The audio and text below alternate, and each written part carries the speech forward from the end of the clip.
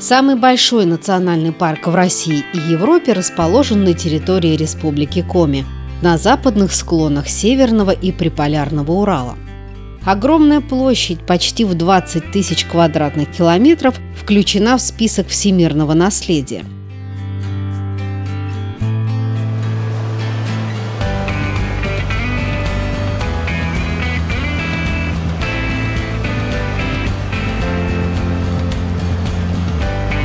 Это территория девственных лесов, диких и холодных гор, несметного количества полезных ископаемых и голубых ручьев.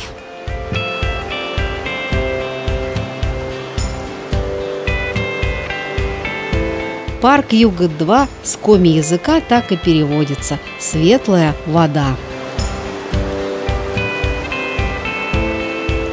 Национальный парк – место, где разрешено создание условий для регулируемого туризма и отдыха, обустройство маршрутов, смотровых площадок, туристических стоянок и мест отдыха. Такие парки для того и существуют, чтобы любой представитель мира искусственных водоемов, вновь посаженных лесов и бутылированной воды мог узнать, какой же бывает природа на самом деле. Оказывается, вот такой.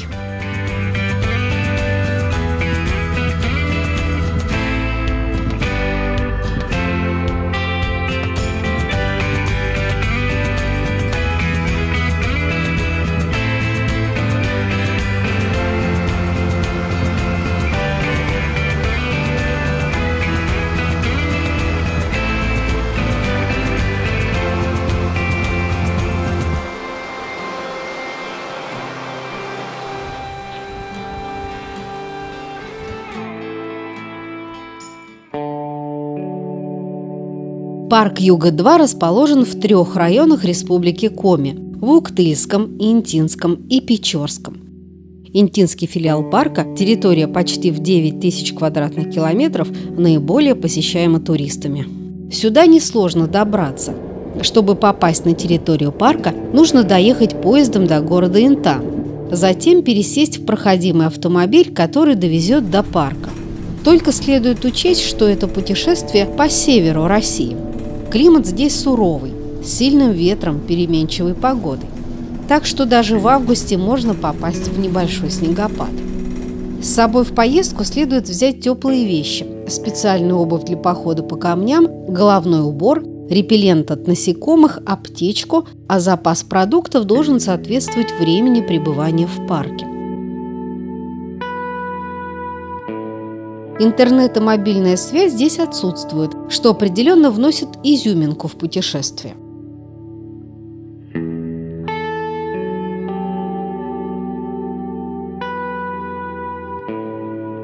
От Инты до гор на территории парка дорога занимает несколько часов. За это время таежный лес перейдет в тундру, и откроется необозримое пространство, ограниченное только горами, заснеженным хребтом Малденырт.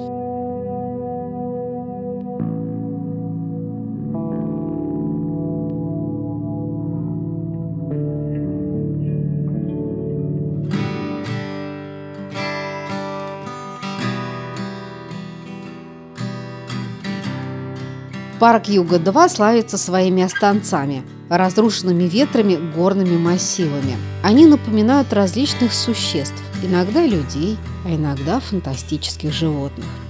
Первый останец похож на дракона. Он расположен рядом с рекой Битью, в которой впадает подземный родник с большим содержанием серебра. Считается, что эта вода полезна для работы почек.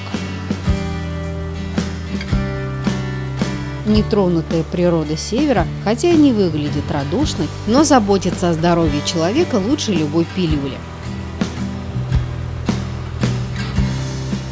Здесь почти все является целебным. К примеру, золотой корень, который, как известно, приобретает лекарственные свойства только в естественной среде.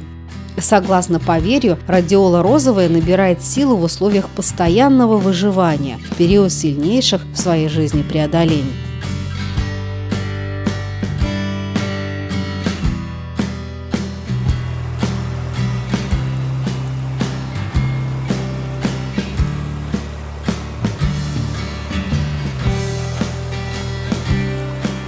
В Воду из ручьев обычно пьют без кипячения, она действительно чистая. На территории парка, прославленного своими необычными и многочисленными водоемами, есть и теплые озера с термальными источниками, в которых можно купаться даже зимой.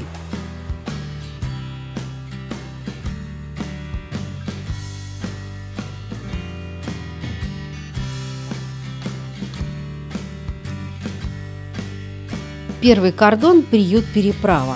Здесь через бурный Кожем переправляются автомобили. Только Урала, на любом другом поток не переехать.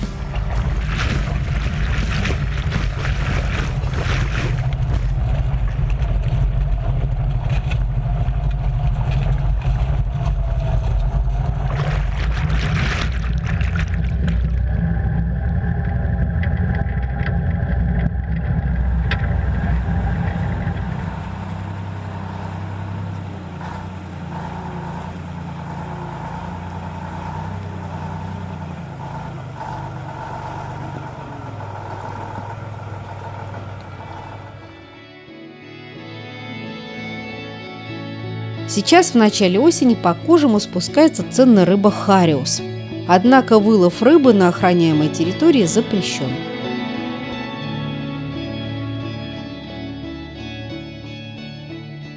Создана специальная группа, которая следит за порядком. В состав входят государственные инспектора, которые непосредственно осуществляют контроль.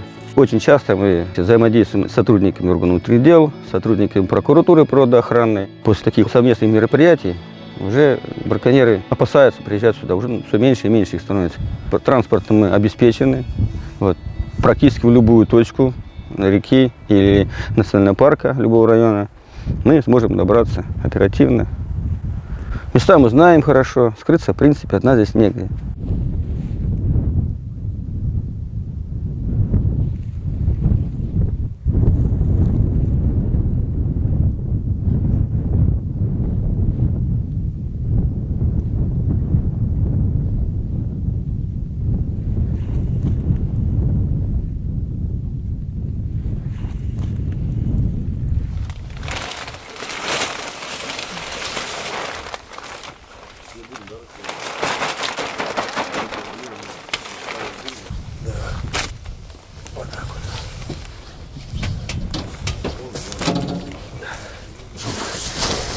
Вот так вот. 15, 2, 3, 4, 5, 6, 7, 8, 9, 10, 11, 12, 13, 14, 15, 16, 17.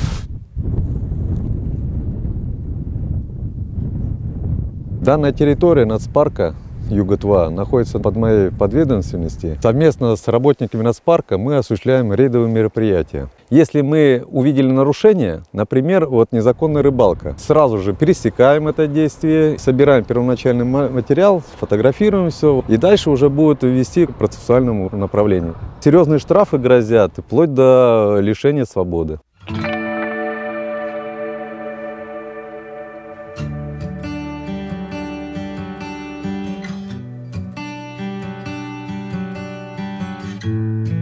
Дорога от Инты в Юга-2 построена Вадимом Тумановым, легендарным золотодобытчиком, советским миллионером и другом Владимира Высоцкого.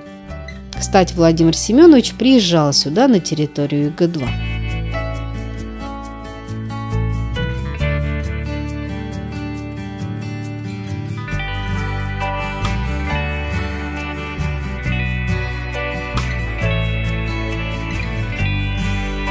Предприниматель Туманов и по сей день является неотъемлемой частью истории национального парка.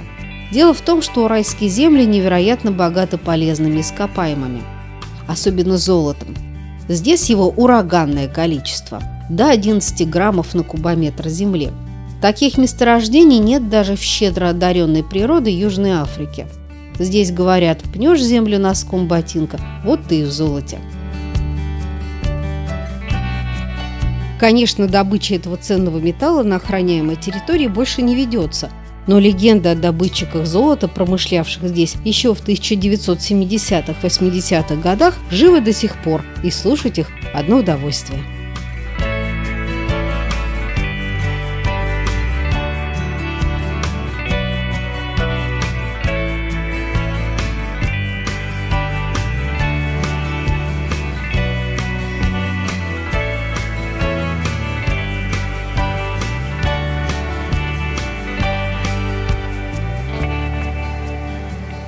Главная туристическая база Санавож у одноименного ручья не случайно напоминает затерянную в горах деревушку, а еще больше – место, где живут гномы.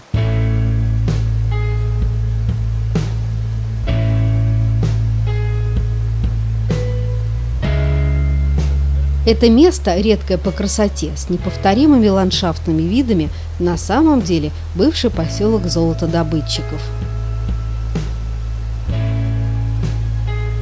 Вот так и по утрам колем дрова. За порядком на базе отвечают Виктор Загребельный и Сергей Смирнов. Раньше, как и многие другие жители Интинского района, они работали в шахтах.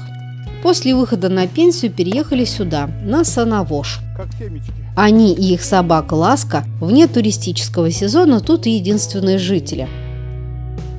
Работа в радость это. Смотреть за порядком, вот когда приезжают туристы, расселить туристов по домикам, там, дровами обеспечить, там, ведра под воду, все такое предоставить им. Я природу с детства люблю, поэтому и тут жить нормально на природе.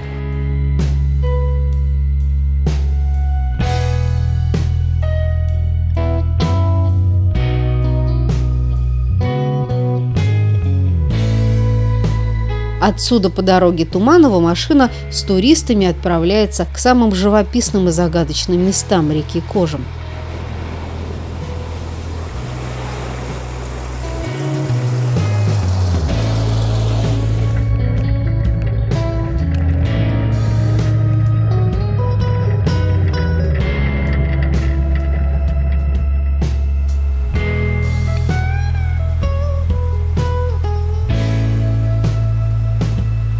Подобной линии жизни Кожем пролагает свою нелегкую дорогу между скал.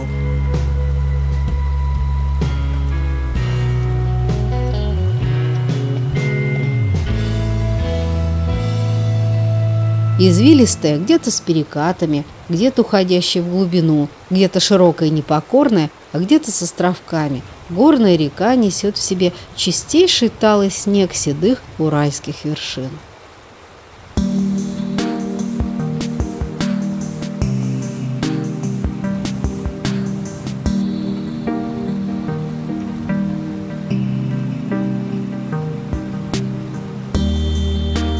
Кожем может многое рассказать. Его берега несут печать не только дикой, но и человеческой природы. По дороге вдоль реки встречаются карьеры золотодобытчиков. Эту панораму здесь называют марсианским пейзажем.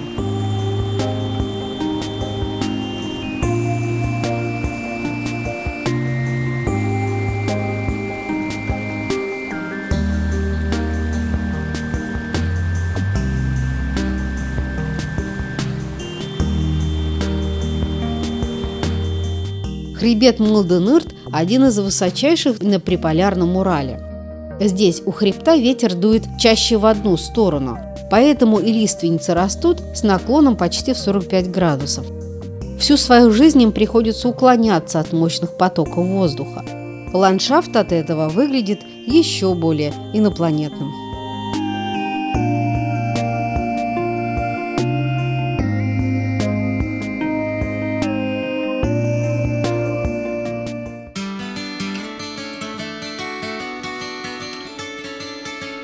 Если сойти с дороги и пройтись пешком, можно познакомиться с Бабой. Баба – древний идол и одно из самых популярных мест паломничества туристов.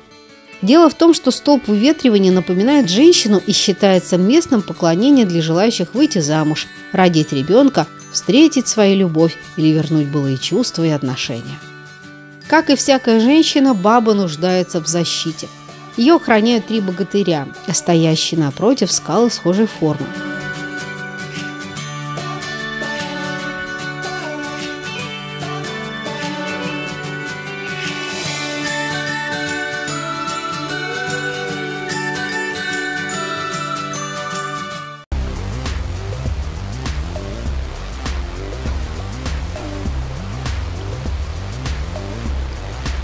Перекат Манюку – место речного сплава 4-й категории сложности.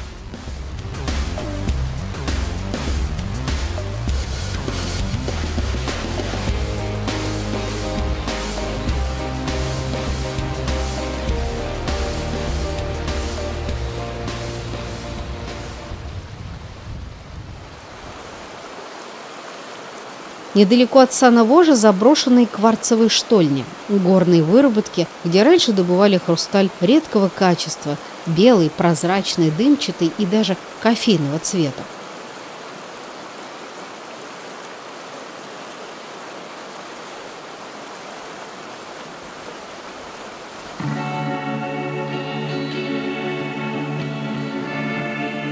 Стрелка – место, где встречаются реки Кожем и Балбанью. Отсюда начинают сплавляться туристы. Река Балбанью – одна из самых известных на приполярном Урале у туристов-водников. Это небольшая, немногим более полусотни километров, но необыкновенно интересная и живописная речка берет начало вблизи горы Народная, высшей точки всего Урала, и впадает в Кожем, приток Усы.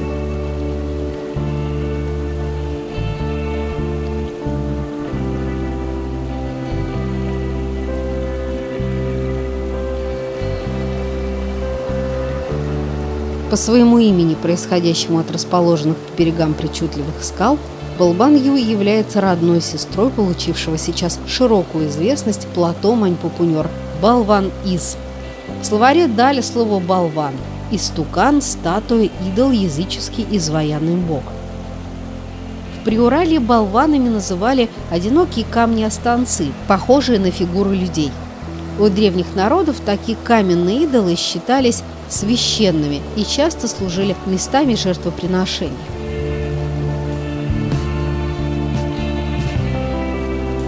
Недалеко от Стрелки можно увидеть еще одного каменного болвана. Здесь его называют Дед. Если смотреть на него именно отсюда, со Стрелки, напоминает он профиль мужчины. Дед по стечению странных обстоятельств остался на своем месте, тогда как другие останцы здесь были уничтожены. Их взорвали старатели, чтобы освободить место для добычи золота. Говорят, что выживший идол проклял золотопромышленника. И это от его проклятия они лишились права работать в золотоносных землях.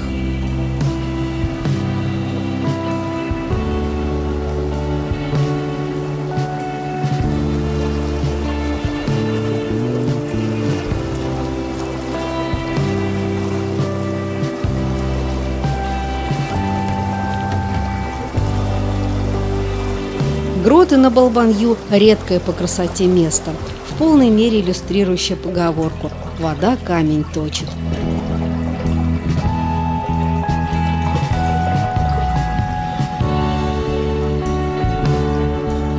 Подземные воды размыли скалы, образовав в них отверстия различной величины и формы. Стало похоже на каменный сыр. Здесь прямо под ногами лежит еще одно лекарство от самой природы – голубая глина. Голубая глина издревле использовалась не только в качестве ценного строительного материала, но и как лекарственное средство. Голубая глина поглощает вокруг себя жидкие и газообразные токсины, запахи, газы и убивает болезнетворные микробы.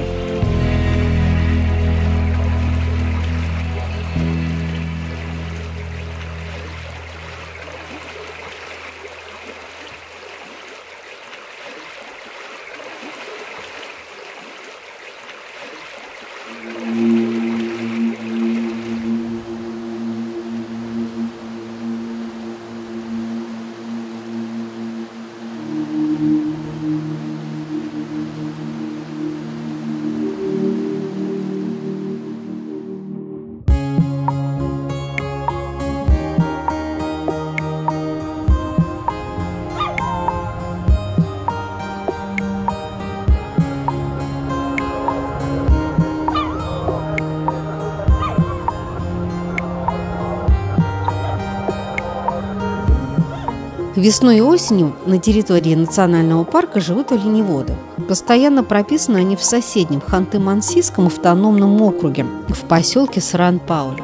В чум к оленеводам входить без разрешения нельзя, как и в любой чужой дом. Но если уж пригласили, заходите с гостинцами. Лучше с тем, что в северной кочевой жизни считается лакомством, свежими фруктами и сладостями для детей. Хозяева не приветствуют видео и фотосъемку. Полагают, что от этого болеет ручной олененок Авка. ленные люди называют себя просто зыряне. Родной язык у них коми.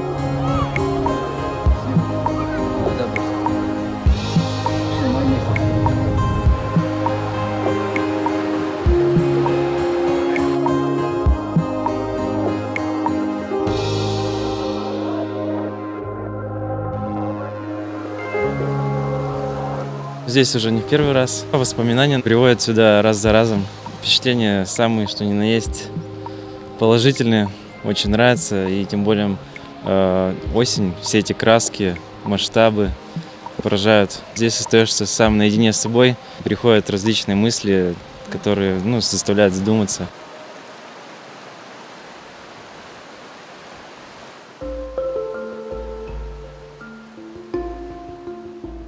Священная гора Яркусей, или как ее еще называют, Шаман-гора. Мощь и сила, которые исходят от нее, ощущаются физически. Ее пик находится на высоте 1099 метров. По преданию, на вершине горы живет дух северных ветров – Войпель. Так что из этой точки берут свое начало все северные ветры нашей планеты. Войпель – верховное божество для народа коми, грозное и справедливое одновременно. На вершину горы с древних времен совершались восхождения для жертвоприношений. Самым дорогим даром Войпелю считается белый олень.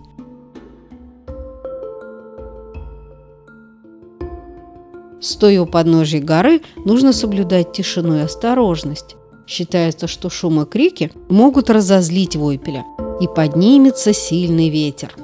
Но того, кто поднимается на вершину горы с чистым сердцем и добрыми мыслями, удача будет сопровождать во всех начинаниях.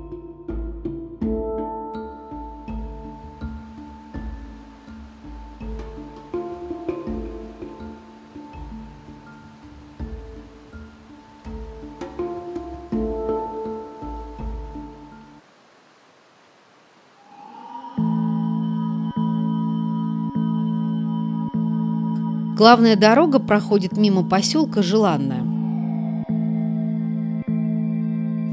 Поселок построен вблизи мест, где сейчас добывают кварц. Прожилки кварца в горах видны издалека. Этот минерал называют еще мексиканским алмазом и ежиным камнем, камнем Тамерлана. На территории Юго-2 огромные залежи молочно-белого кварца, который используют при производстве электроприборов. А еще в ювелирном деле, косметологии и в качестве строительного материала. Кварцевая галька, вот она, лежит прямо под ногами. Так что даже летом дорога выглядит как в новогоднюю ночь. В народе считается, что кварц оберегает от плохих мыслей и рискованных поступков, приносит внутреннюю гармонию.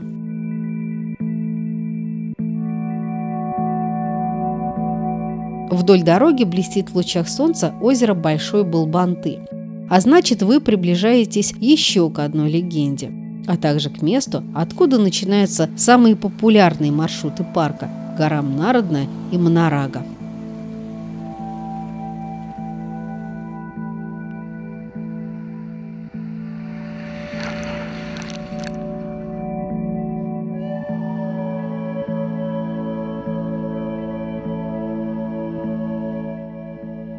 Путешествую давно, достаточно уже, наверное, 3-й год. И больше меня все-таки привлекает север России.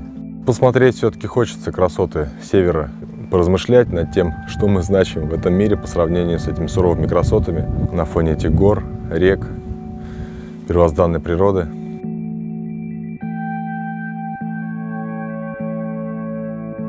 Две горы, стоящие друг напротив друга, зовутся Старик и Старуха.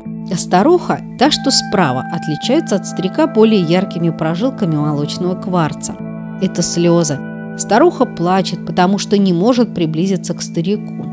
Вот такой вечный памятник одиночеству. Проход между стариком и старухой ведет в Тюменскую область. Он носил название Долины предков. Этот район считался у народа Манси священной землей. Территория была запретна для женщин. Им нельзя было саживаться с нарт или с лодки, лицо следовало прикрывать платком.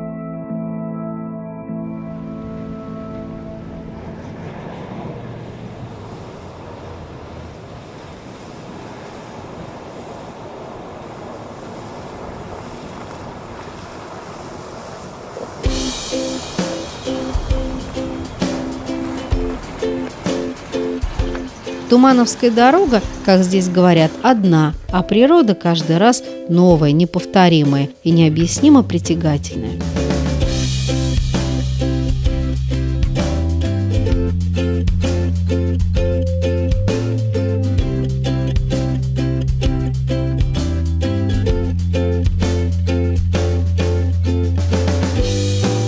Юга-2 – это любовь на всю жизнь. Неудивительно, что есть и те, кто, попав сюда однажды, остается тут навсегда. Руководитель интинского филиала Ольга Буга эти суровые просторы на другие не поменяет.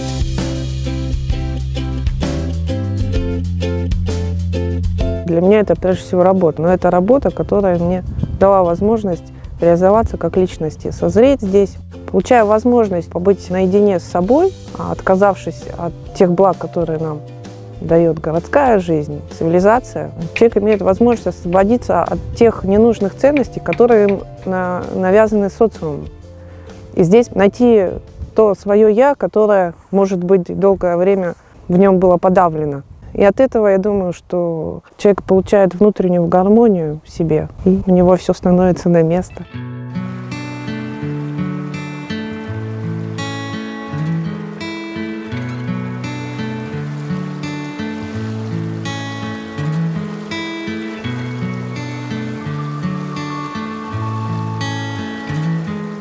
Весь наш рассказ можно назвать лишь прелюдией к главным достопримечательностям Юга-2, описанием северных его ворот.